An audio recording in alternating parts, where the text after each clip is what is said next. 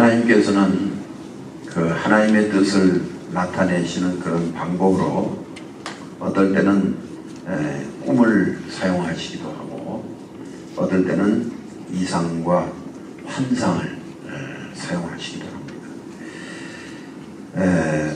오늘 본문의 말씀은 다니엘이 꿈을 꾼 그러한 내용이 오늘 본문 말씀에 나타나 있습니다. 지난 수요일날 우리가 영상을 통해서 큰 은혜를 받았습니다마는 우리 북한의 31개월 9일 동안 억류됐다 풀려난 우리 이면수 목사님 간증을 통해서 큰 은혜를 나눴는데 그 사형 언도를 받고 감옥에 들어가는 날 너무너무 마음이 무거웠답니다. 내가 북한을 150여 차례나 드나들면서 엄청나게 많은 도움을 줬던 이 나라가 나에 대해서 이제 하는 일이 결국 이건가? 내가 이 나라에서 이제 사형을 당하는구나 하는 그런 생각을 할 때에 너무도 마음이 무거웠답니다. 그래서 그날 이제 잠을 자는데 하나님께서 꿈으로 임 목사님을 위로해 주셨는데 어떤 꿈을 꾸게 됐느냐 하면 큰 호랑이 머리가 나타났답니다. 아주 어마어마하게 큰 호랑이 머리가 나타났는데 그 호랑이가 계속 무언가를 먹고 있어요. 먹고 있는 그 호랑이 얼굴이 나타났는데 그 꿈에 보니까 자기가 그 무언가를 먹고 있는 큰 호랑이 얼굴 앞에 자기가 뚝 떨어졌대요. 뚝 떨어졌는데 호랑이 얼굴은 엄청나게 크고 자기는 요만하대요. 조그만 자기가 뚝 떨어졌다는 거예요. 그래서 얼마나 무서운지 너무너무 무서워가지고 막 어떤 그 깜깜한 동굴 같은 데로 미로로 막 도망을 갔답니다. 꿈에 막 도망을 갔는데 한참 도망을 가다 보니까 손이 두 개가 나타난 거예요. 그래서 손이 두 개가 나타나가지고 자기를 이렇게 딱 손으로 받아 올리는데 그 손바닥을 이렇게 보니까 자기가 아니고 금두꺼비가 그 손에 딱 올려져 있더래요. 그래서 야 이게 뭔가 그랬는데 그 이면수 목사님이 CCC에서 13년 동안 이 캠퍼스 사역을 감당할 때 간사로 일을 할 때 별명이 두꺼비랍니다. 자기가 두꺼비. 그러니까 이 두꺼비가 나구나. 그런데 그게 그냥 두꺼비가 아니고 금두꺼비였더래요. 그래서 그런 꿈을 꾸고 자기가 깼대요. 그래서 마음에 확신이 든 게 뭐냐면 그 무언가를 먹고 있는 그 큰 호랑이 얼굴은 뭐 여러분 보나만 하죠. 그리고 도망가는데 주님의 손이 자기를 바다 건지시는 그러한 모습을 보고 꿈에서 보고 내가 죽지는 않겠구나. 언젠가 모르지만은 주님이 나를 이 깜깜한 흑암의 세계에서 건져내시겠구나. 그리고 금두꺼비 건져내신 후에는 나를 귀하게 쓰시겠구나 하는 그런 첫날, 그 감옥의 교화소에 들어가는 첫날 그 꿈을 통해서 하나님이 자기를 위로해 주셨대요. 그래서 그 꿈이, 그 소망이 자기가 그 긴 세월 동안 실망하지 아니하고 또 포기하지 아니하고 견딜 수 있는 그런 큰 믿음이 됐다고 하는 간증을 들었습니다. 여러분 오늘 이 다니엘이 꾼 꿈은요, 다니엘이 꿈에 본 이 이상은 이 유다가 이스라엘이 멸망당하기 14년 전에 꾼 꿈입니다. 14년 전.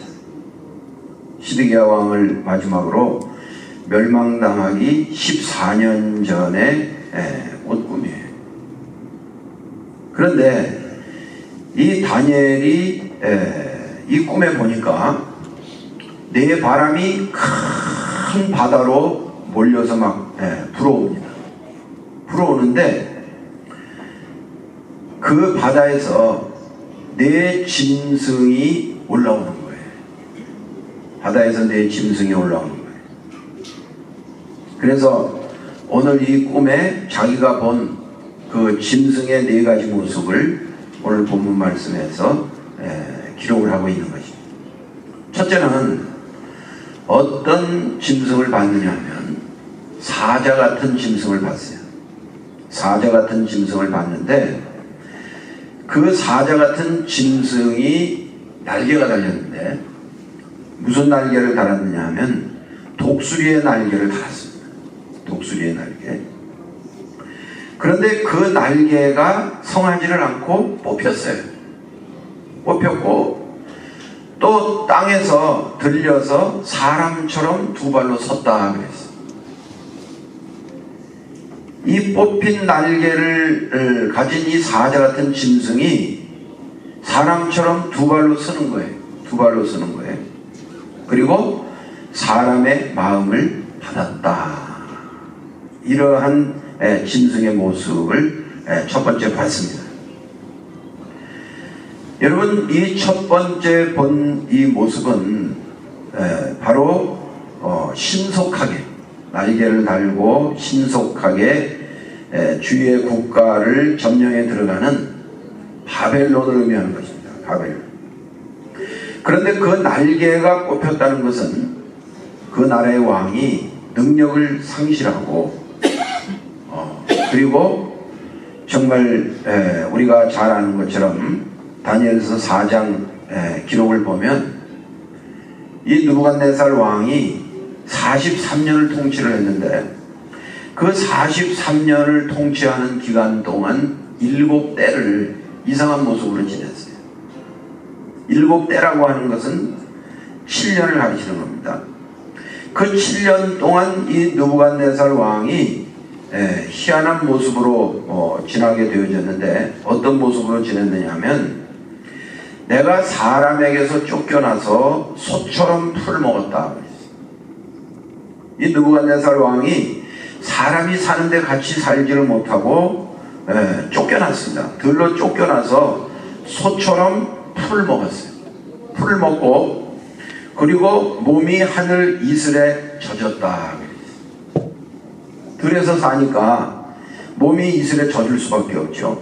그리고 그의 머리털이 독수리 털같이 이렇게 쫙 그냥 하늘을 치솟아 섰습니다. 요새 젊은이들 혹은 락뮤직 하는 사람들 머리를 이 독수리 머리처럼 막 세우고 나오는 게 이게 느부갓네살 왕 패션입니다. 그때 이게 유행하는 거예요. 그렇게 머리털이 독수리 털과 같이 솟았고 손톱은 새 발톱과 같이 되었다. 그러니까 이 느부갓네살 왕이 완전히 미치광이가 된 거예요. 그래가지고 7때를 7년 동안을 들여서 그런 모습으로 지냈습니다.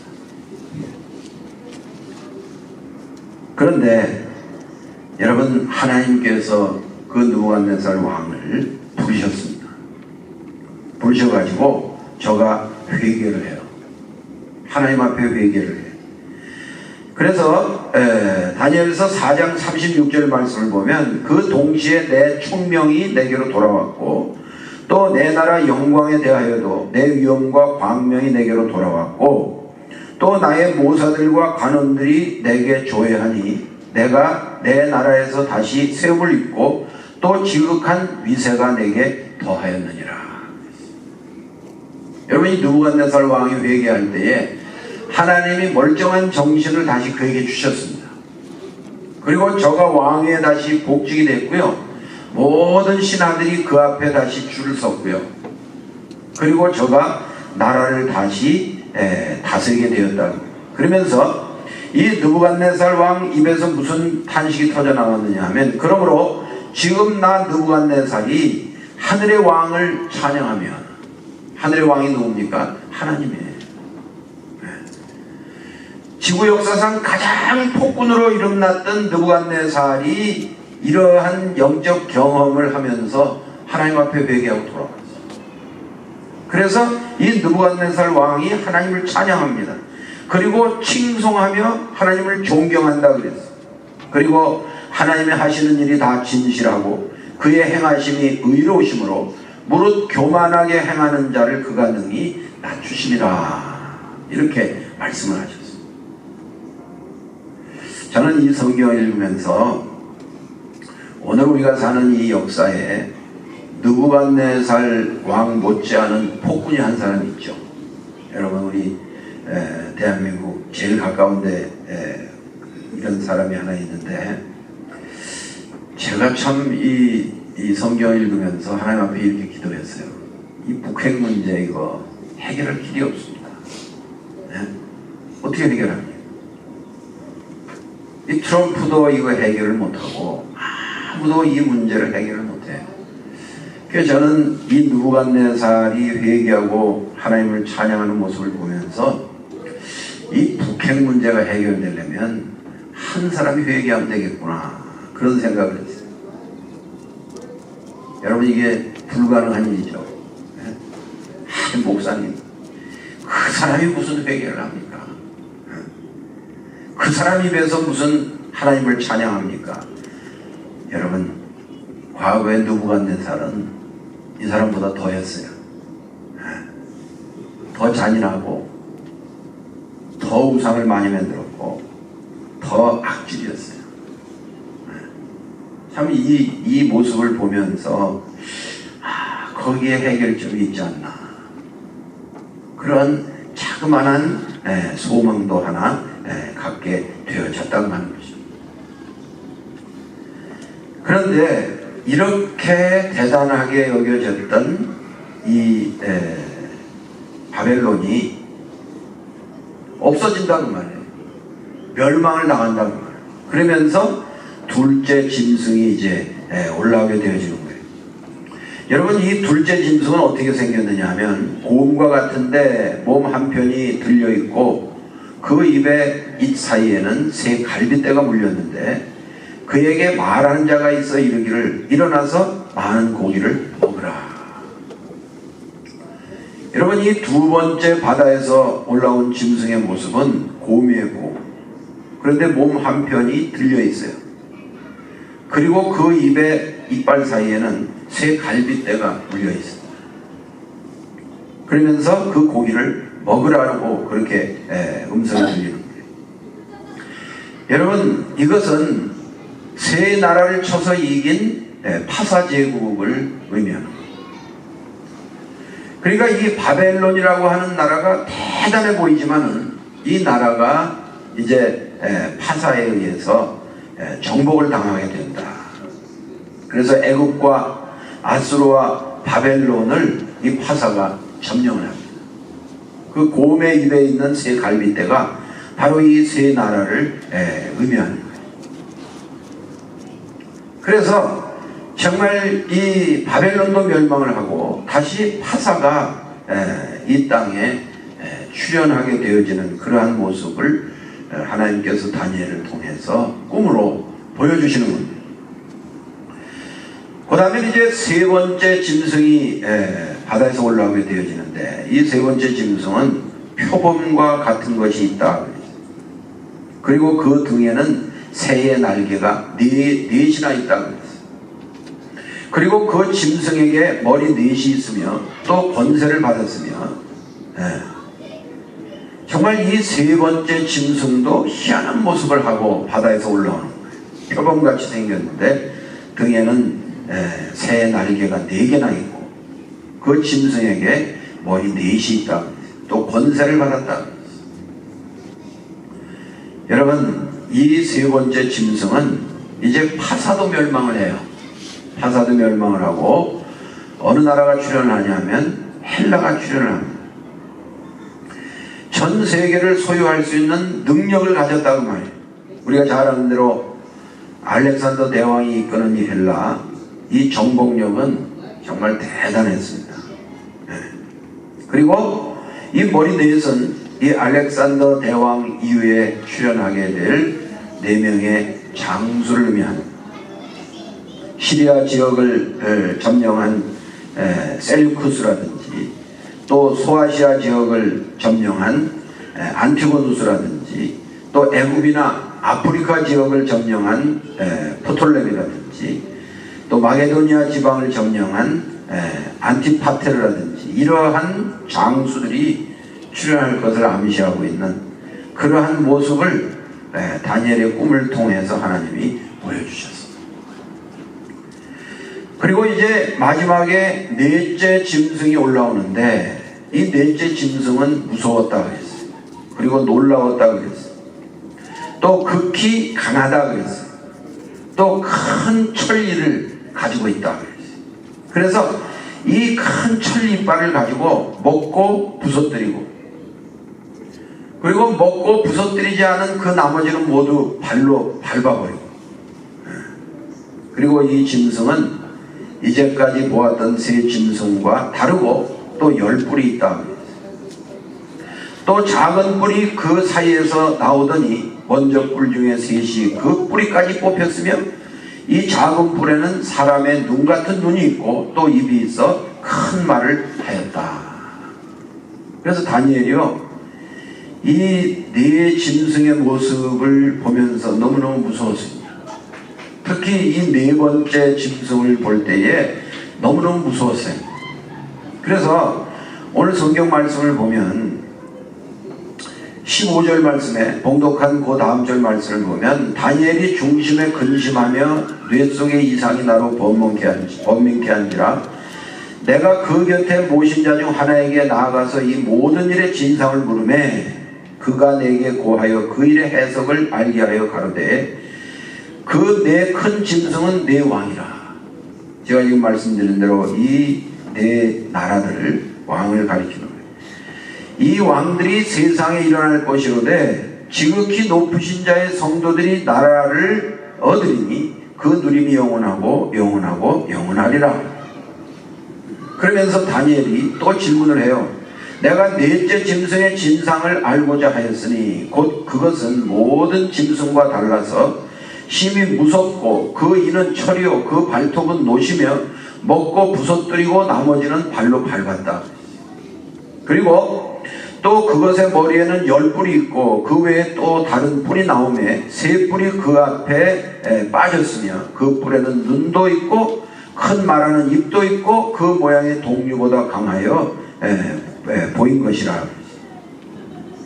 내가 본즉 이 뿔이 성도들로 더불어 싸워 이겼다. 성도들을 이기는 거예요. 이 뿔이 옛적부터 항상 계시가 와서 지극히 높으신 자의 성도를 위하여 신원하셨고 때가 이름에 성도가 나라를 얻었더라. 그러면서 이제 23절에 또 다른 해석이 나오는데 모신 자가 이처럼 이르되 넷째 짐승은 곧 땅의 넷째 나라인데 이는 모든 나라보다 달라서 천하를 삼키고 밟아 부서뜨릴 것이며 그 10뿔은 이 나라에서 일어날 10왕들이라. 그 후에 또 하나가 일어나니 그는 먼저 있었던 자들이 다르고 또 세 왕을 복종시킬 것이라. 그래서 이 4번째 짐승에 대해서 다니엘이 특별히 질문을 하고 또 이제 해답을 받았는데 이 4번째 무서운 짐승은 바로 로마를 의미합니다. 그리고 로마의 그 10뿔 10왕을 의미하는 거예요. 적그리스도지. 시저라든지 아구스토라든지 티베리우스라든지 갈리굴라라든지 또 클라우디우스라든지 네로라든지 이런 그 무시무시한 10황제들이 앞으로 나타날 것을 의미하고 있는 것입니다. 그런데 오늘 봉독한 말씀의 7장 이제 14절까지의 말씀을 보면요, 거기에 또 다른 모습을 이제 다니엘이 보게 되어졌는데 9절 말씀을 보니까 내가 보았는데 왕자가 놓이고 옛적부터 항상 계시니가 좌정하였는데 그 옷은 희기가 눈 같고 그 머리털은 깨끗한 양의 털 같고 그 보좌는 불꽃이요 그 바퀴는 붙는 불이며 불이 강처럼 흘러 그 앞에서 나오며 그에게 수종하는 자는 천천히요 그 앞에 시위한 자는 만만이며 심판을 베푸는데 책들이 펴놓였더라. 그러니까 이 다니엘이 본 꿈에는요 네 짐승과 그리고 또 다른 한 나라를 하나님이 다니엘에게 보여주셨어요. 여러분, 다니엘이 마지막에 본 그 나라는 어떤 나라입니까? 영원한 하나님의 나라를 의미하고 있는 거예요. 14절 말씀 보니까 그에게 권세와 영광과 나라를 주고 모든 백성과 나라들과 각 방언하는 자로 그를 섬기게 하였으니 그 권세는 영원한 권세라 옮기지 아니할 것이요 그 나라는 패하지 아니할 것이니라. 그러니까 이 첫 번째 본 짐승은 바벨론을 의미하고 두 번째 본 짐승은 페르시아를 의미하고 세 번째 본 짐승은 헬라를 의미하고 네 번째 본 짐승은 로마를 의미하고 마지막에 본 그 이상은 하나님의 나라를 의미합니다. 그러면서 우리는 이 오늘 본문 말씀을 통해서 몇 가지 은혜를 우리가 받기를 원합니다. 첫째는 이 세상의 나라들은 결코 영원하지 못하다고 하는 것입니다. 한번 저를 따라해 주시기 바랍니다. 세상의 나라들은 영원하지 못하다. 세상의 나라들은 절대로 영원하지 못하다고 합니다. 그러니까 바벨론도 영원하지 못했고 페르시아도 영원하지 못했고 헬라도 영원하지 못했고 로마도 영원하지 못했어요. 그 뒤에 일어난 수많은 강대국들이 다 영원하지 못했어요. 공산주의도 70년 만에 막을 내리고 말았습니다. 여러분, 이 세상 나라는 영원하지 못하다고 하는 거예요. 아무리 강대해서 영원히 견고할 것처럼 여겨지지만 그 나라들 역시 영원하지 못하고 모두가 다 무너지고 말았다고 하는 것입니다. 그렇기 때문에 우리가 사는 이 시대에 힘이 있다고 하는 나라들이 어느 나라들입니까? 그 나라들도 몇백 년, 몇천 년 역사를 지난 뒤에 보면 그 나라도 영원하지 못할 거예요. 왜? 그게 하나님의 말씀이기 때문에. 그러니까 영원한 나라는 오직 한 나라밖에 없어요. 그게 뭐예요? 하나님의 나라예요. 그래서 하나님께서는 이 세상 나라에 왕을 세우는 것을 아유 처음부터 반대하셨어요. 아니 내가 왕인데 내가 통치자고 내가 이 세상 나라를 다 다스리는 통치자인데 왕이 왜 필요하냐?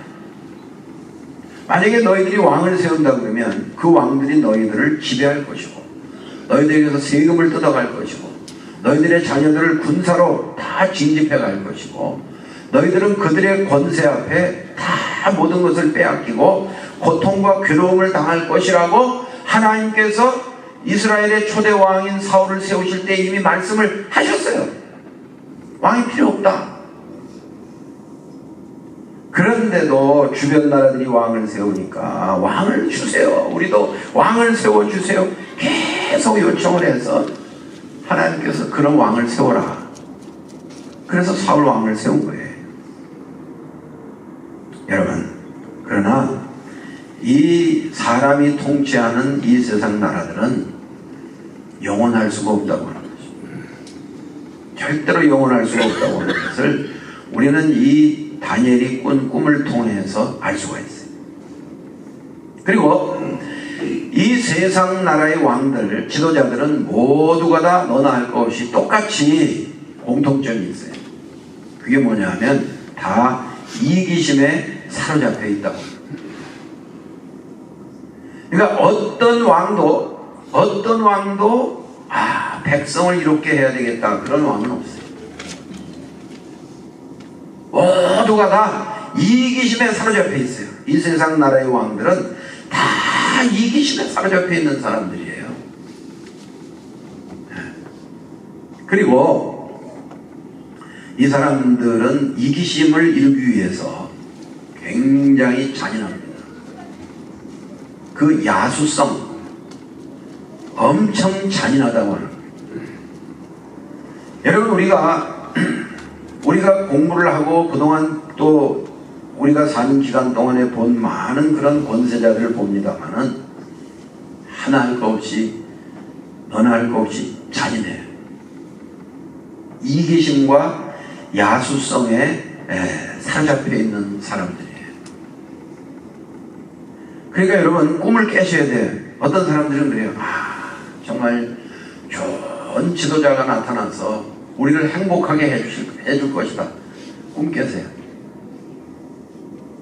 이 세상 정권을 잡는 사람들은 정말 이기심과 잔인함에 사로잡히지 않고는 이 세상 정권을 찬탈할 수가 없어요. 그런 지도자들에게 뭘 기대합니까?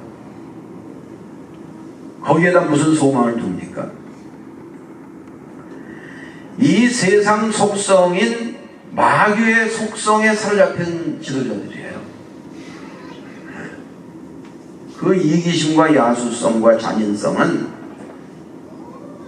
정말 하나님이 주신 마음이 아니에요. 이 세상 공중권세 잡은 자들에게 사로잡힌 사람들이에요.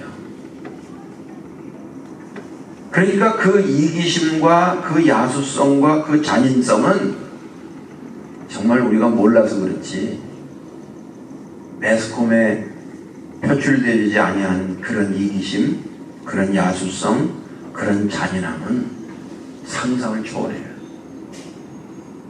상상을 초월한다. 하나님께 대하여는 반역하는 자들입니다. 그리고 이러한 통치자들은 더 큰 이기심과 더 큰 야수성과 더 큰 잔인함의 소유자가 나타나면 그 사람에 의해서 결국은 또 정권을 빼앗기고 패망하게 되고 마는 거예요. 그런 악순환이 계속되어지는 것이 이 세상 나라라고 말해요. 여러분, 느부갓네살이 43년 통치하면서 그의 잔인성은 이루 말할 데가 없어요. 그리고 종교성이 최고 강했던 왕이 느부갓네살 왕이에요. 수만 개의 우상을 세웠어요. 금신상도 세웠어요. 그리고 그 금신상에 절하지 않는 사람은 전부 잡아다가 풀무불에 갖다 집어넣든지 사자굴에 갖다 집어넣는 거예요. 그런 잔인한 왕이 어디 있어요? 그러니까 이 세상 통치자들이라고 하는 것은 그만큼 이기심과 야수성과 잔인성을 가져야 이 세상 정권을 탈출할 수가 있는 거예요.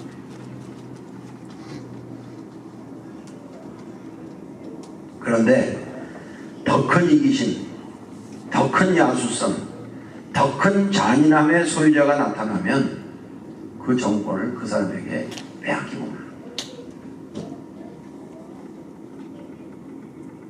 그러나 아무리 잔인한 그러한 통치자라도 영원할 수는 없어요.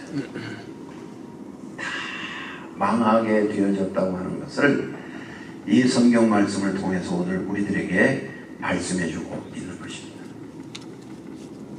그러면서 이 하나님께서 다니엘에게 보여주신 마지막 이상은 뭐예요? 꿈은 오직 영원한 나라가 있다. 영원한 왕좌가 있다. 이기심이 없고 잔인하지 않고 야수성이 없는 그런 영원하고 견고하고 흥망성쇠가 없는 오직 한 나라가 있다. 그것을 우리에게 소개해주고 있는 거예요. 그 나라가 어느 나라예요? 다 같이 따라하십시다. 하나님 나라. 하나님 나라. 할렐루야. 하나님 나라만이 영원히 견고하고 흥망성쇠가 없는 지도자가 바뀌지 않는, 통치자가 바뀌지 않는 영원한 나라가 있어요. 그 나라가 하나님 나라라고 하는 것을 오늘 우리에게 보여주고 있는 것입니다.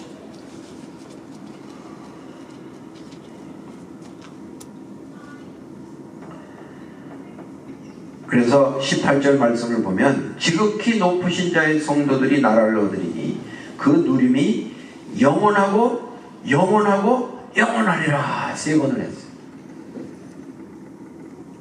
그 하나님 나라만이 영원하고 영원하고 영원한 나라라고 하는 것을 우리들에게 말씀해주고 있는 것입니다. 그렇기 때문에 여러분, 우리는 그 나라의 백성이 된 거예요. 그리고 그 나라의 시민이 된 거예요. 그리고 그 나라의 영원한 통치자이신 아버지 하나님의 패밀리 오브 갓, 가족이 된 거예요. 믿으십니까? 그러한 믿음이 우리에게 있어야 돼요. 그 영원한 나라의 백성이 됐다. 영원한 나라의 시민이 됐다. 그 영원한 나라의 통치자이신 하나님의 권속이 됐다 그랬는데 성경에는 그 권속이라는 말이 패밀리라는 말이에요. 가족이 됐다 그 말이에요. 우리가 가족이 됐다. 그래서 그 나라에 영원히 거하기 위해서는 우리가 한 가지 조건이 있어요. 그게 뭐냐면 거룩해야 된다고. 그 하늘나라의 백성, 하늘나라의 시민, 하나님의 가족이 되어지기 위한 조건은 단 한 가지예요. 그게 뭐예요? 거룩한 자만 거기에 들어갈 수가 있다. 그래서 우리는 예수 그리스도로 옷 입지 아니하고는, 예수 그리스도의 피공로를 입지 아니하고는 거룩해질 수가 없어요. 예수 그리스도의 피로만 우리가 거룩해질 수 있고 죄사함을 받을 수가 있고 그 영원한 하나님 나라의 백성이 되어질 수가 있다고 하는 것입니다. 여러분 10절 말씀을 보니까 불이 강처럼 흘러 그 앞에서 나오며 그에게 수종드는 자는 천천히요 그 앞에 시위한 자는 만만이며 심판을 베푸는데 책들이 놓였더라. 여러분 하나님 앞에 가면요 책이 있어요. 우리가 하나님 앞에 설 때에 책이 있어요. 그 책은 행위책, 생명책, 그 책이 있는 거예요. 그 책에는 우리가 살아온 인생이 파노라마 같이 다 기록이 되어 있어요. 그래서 그 책대로 우리가 심판을 받는다고 그러면 하나님 나라에 들어갈 자가 한 사람도 없어요. 왜? 의인은 없나니 하나도 없다 그래요. 그런데 우리가 그 나라에 들어갈 수 있는 유일한 소망은 뭐냐 하면 예수 그리스도의 보혈, 예수 그리스도의 피, 그 보혈의 공로를 힘입어서 행위로는 자격이 없지만 우리가 그 나라에 들어가서 영원한 하나님 나라의 시민이 되고 백성이 되고 하나님의 가족이 된다고 하는 사실을 여러분 의심 없이 믿으시기를 바랍니다. 그리고 우리는 내 공로로가 아니라 내 행위로가 아니고 예수 그리스도의 피공로를 믿기만 하면 그 하나님 앞에 놓여있는 생명책에 내 이름이 기록되어져 있다고 하는 거예요. 여러분 믿으십니까? 저와 여러분들의 이름이 그 하나님 나라의 생명책에 우리 이름이 기록이 되어져 있어요. 성경에 논명됐다 그랬죠. 우리 이름이 거기에 기록이 되어져 있는 거예요.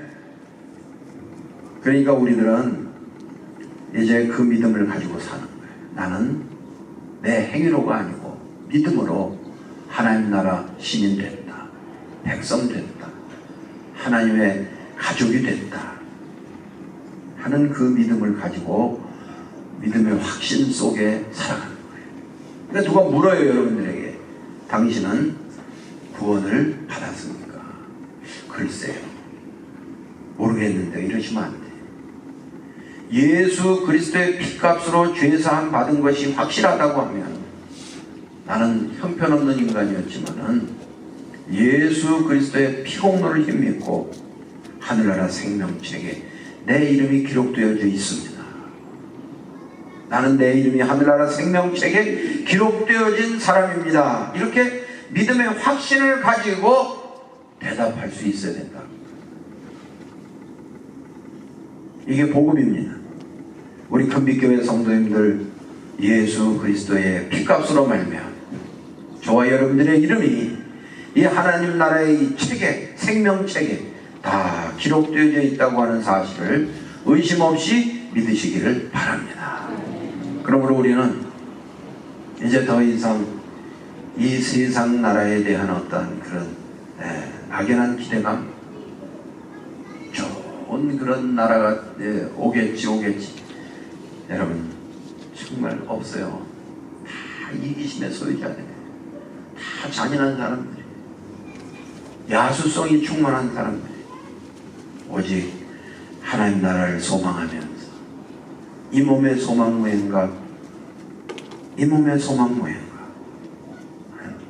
오직 영원한 하나님 나라, 오직 주 예수 그리스도를 소망하고 살아가시는 우리 큰빛교회 성도님들 다 되어지시기를 주님의 이름으로 축원합니다. 축원합니다.